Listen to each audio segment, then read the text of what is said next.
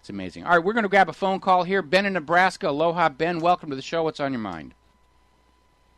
Hi, Mike.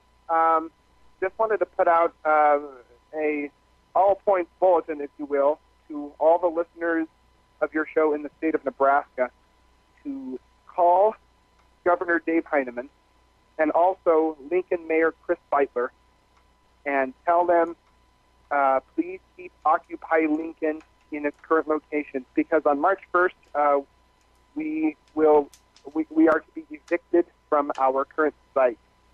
And so I would like every listener in Nebraska to call them up and say, keep us in Centennial Mall in Lincoln.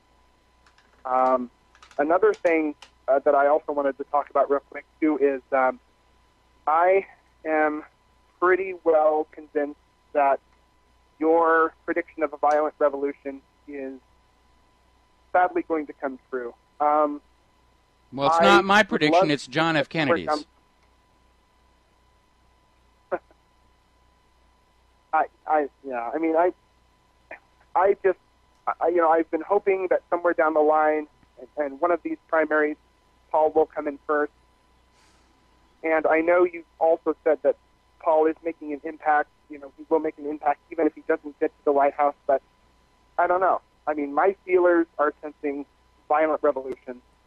Yeah, mine too. Let me tell you where I'm coming from. First of all, between the advent of a violent revolution and the very obvious escalation of World War III into a major global conflict, which we're going to talk about a little later in the show, I mean, I'm dealing with a huge sense of personal failure because I started my blog 18 years ago, and I've run it all these years, and I've done the radio show. I guess I've been on the radio for about 4.5, 5 years now.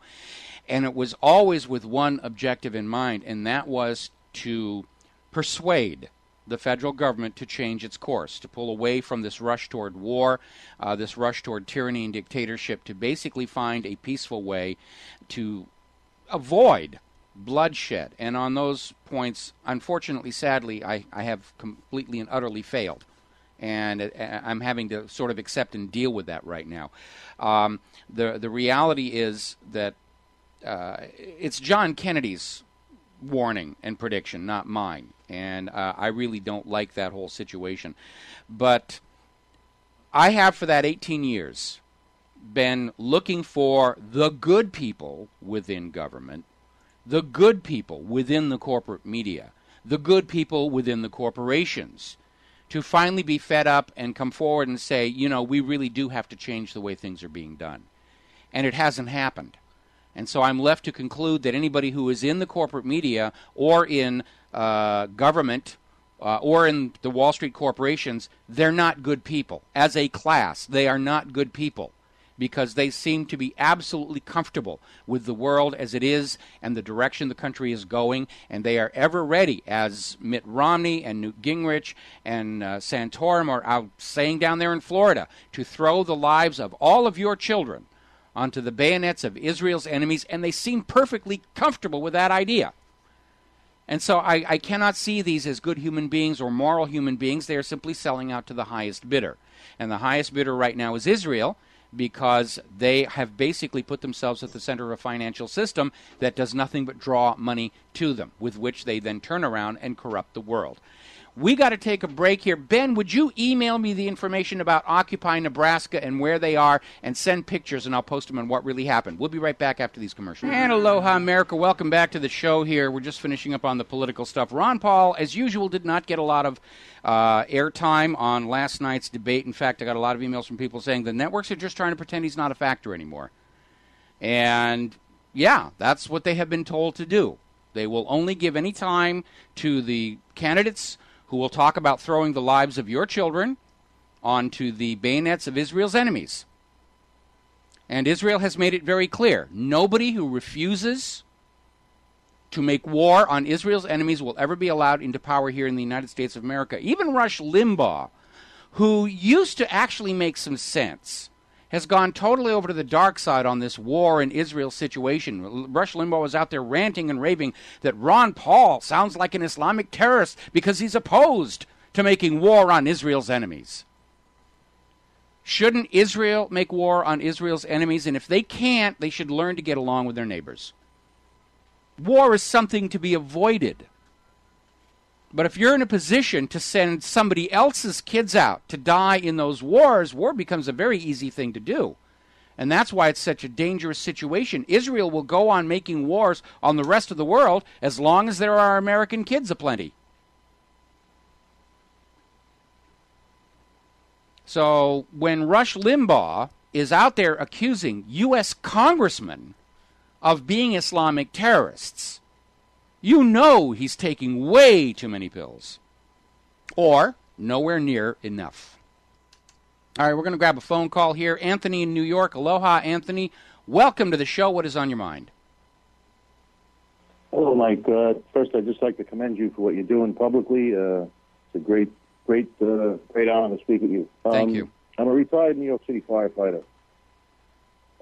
And my question is, for people that are on a city or civil service retirement income, let's say the economy does collapse and we hold mortgages and stuff and money that let's just say, for argument's sake, New York City says, I'm sorry, cops and firemen are retired, we can't pay you anymore. Mm-hmm. What happens to the mortgages that are owed? Oh, the banks will insist that you still have to make being that the city owes us the money. Sorry, go ahead. No, you're raising a very important point that people need to be thinking about. The banks will insist that you still owe the money, and if you're not getting paid by your pension funds, then they will come and take your homes. And that is the real danger of this foreclosure settlement deal that Obama is putting through, is it basically retroactively immunizes the banks for all their aggressive and indeed fraudulent and deceptive and illegal actions that they're doing on the foreclosures. When the pension funds collapse, and they're all going to start collapsing because they were invested in these mortgage-backed securities, the banks will have a field day. They'll just be grabbing homes left and right, and the states will say, I'm sorry, force majeure, we don't have the money in the pensions, and Wall Street will just go on a property-grabbing binge because, remember, it's your homes that are the items of value, not those paper dollars that they were flinging around to lure you into their little system. And they don't care even if you come up with the paper dollars. They don't. With Bernanke printing up trillions and trillions of new dollars to try and buy back all those fraudulent mortgage-backed securities from Europe, the dollar is rapidly becoming worthless. And the banks know that. They don't want those paper bills. They want your house. They want your car. They want your boat. They want your jewelry. They want anything that's of real tangible value. And right now the Federal Reserve note is not it. And so as a matter of fact... Go ahead. So people can't, let's say a retired civil servant can't refer the bank, say, well, they owe me the money, so you have to go get it from them. I mean, there's no legal recourse, is what you're saying? Not that I'm aware of, and if there's a lawyer out there who's got a different opinion, please feel free to call in. But the bank's attitude toward you is going to be, we're sorry. It's like when you lose a job. It's not our responsibility. You got to come up with the money somewhere. And, Right. I'm sure that all these state and local governments are going to vote themselves immunity from legal action, from failing from the pension funds. When these things start happening, go back and look at the last Great Depression. The ordinary people get to eat all the losses, and the bankers do very well. In fact, there were Wall Street firms got rich off the Great Depression, just like there are Wall Street firms that are getting incredibly rich off this depression. And they're calling it, vulture capitalism, like it's something that we should all say, yes, that's a career I want to go into. I want a master's in business administration in vulture capitalism. That's called looting and pillaging. Yeah. And, it's going to bring back the melodrama with the evil villain and stuff. I mean, those archetypes of the Snidely Whiplash character, they didn't just come out of a vacuum. They are the personification of the image of the banker coming out of the last Great Depression. They're not good people, or they wouldn't be in the banking industry, at least as it is currently organized in the United States of America. And I'm sorry for all of our public workers. I'm sorry for all of our teachers and all of our firefighters and all of our policemen who put their trust in these pension funds, who then in turn put their trust in these fraudulent mortgage-backed securities because the rating agencies all said they were AAA. And now they're all screwed. And the attitude coming down from Wall Street and the government is, hey, we're sorry, tough luck, learn to like dog food. Yeah, that's where it'll get violent. Yeah, that's exactly when it will get violent because, all of these people are going to say, the system let us down. We're not going to support the system any longer. And if the system wants to oppose us and take our homes by force when it is the system that let us down, yeah, that's why people are buying so many guns. It's practically the only area of American manufacturing that's enjoying boom times right now. I'm even thinking about going and getting a more modern firearm because, I've got muzzle loaders now, and it's like if I've got 50 of the Gestapo out there, and I'm out there with the ramrod saying, "Could you guys wait a minute? Get in the line, and I'll get to you." Well, thanks for your time, Mike, and keep up the good work. All right, thanks an awful lot. And I just want to put a comment out here. I understand what the reason the police and the fire and the teachers are so angry right now. What we saw up in Wisconsin is the bellwether for what is going to happen to the entire country. Their pensions were entrusted to these pension fund managers who in turn were told by the rating agencies that they could trust the mortgage-backed securities.